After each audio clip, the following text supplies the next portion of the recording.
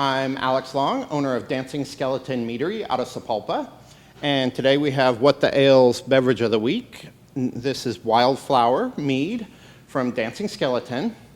Mead is like a wine, but made from honey instead of grapes. It is the oldest known fermented beverage in the world, with archaeological evidence tracing mead back over 10,000 years.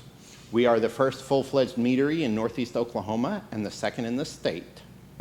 So the way mead is typically made is blending honey with water to get the sugar ratio to the desired level for the amount of alcohol you want. Give it yeast, and the yeast will ferment the alcohol, or ferment the sugar into alcohol. And with the way I produce it, I will ferment to completely dry, stabilize it, and back sweeten with the same honey that I originally fermented with to the desired level of sweetness. Each of our meads are made with a different kind of honey, and each of our meads have a different sweetness level. So each one has its own unique flavor and its own unique level of sweetness within our product line.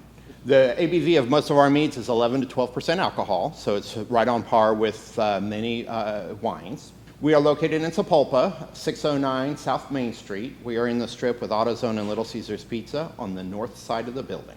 So I started making mead about 7 years ago. My company was doing an outing at Pinot Palette, the place where you do instructor-guided artwork over a glass of wine. And I asked the bartender if they carried mead. And he said, "No, but I'm so glad you asked because I make it 5 gallons at a time." I was like, "Oh, you can do that?" And he referred me to the local homebrew store, High Gravity, over at 71st and Memorial. I went over there about a month later and bought a mead kit, took it home, followed the directions to the letter, and the batch came out perfect. And I've been making mead ever since. I've been searching for additional honey varietals. North America alone has over 300 different kinds of honey. And what makes honey different is depending on the source of flowers for the bees. If you take a beehive and put it in the middle of an orange grove, its primary flower source is the blossoms on the orange tree. If you take that same beehive and put it in the middle of a blueberry farm, all of a sudden the flowers are different, the honey's going to be different.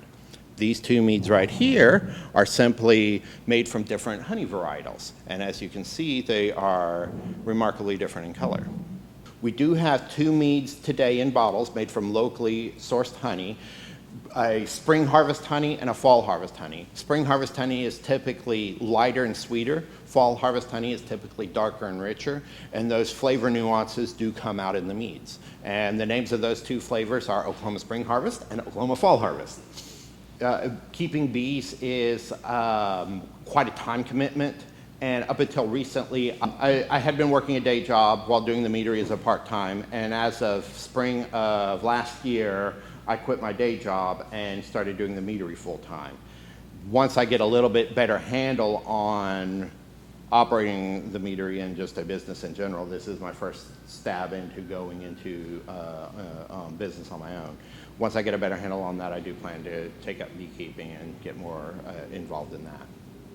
We are open Wednesday, Thursday, and Friday, 4 p.m. to 8 p.m., Saturday, 2 p.m. to 8 p.m., and Sunday, 2 p.m. to 6 p.m. And those hours may fluctuate based on customer demand. Starting out, those are our hours going forward. We do have a menu. We have all of our meads listed in order of sweetness from dry to sweetest. We do have an overwhelming number of meads, so we do have a select few that are set as featured meads, and then the rest are available. So if you don't know what to order, start with one of the featured ones, and then if you see any on the list that look interesting, they are available. We also do have red wine that is produced in-house, and we do have a couple of local craft beers produced at High Gravity Brewing Company.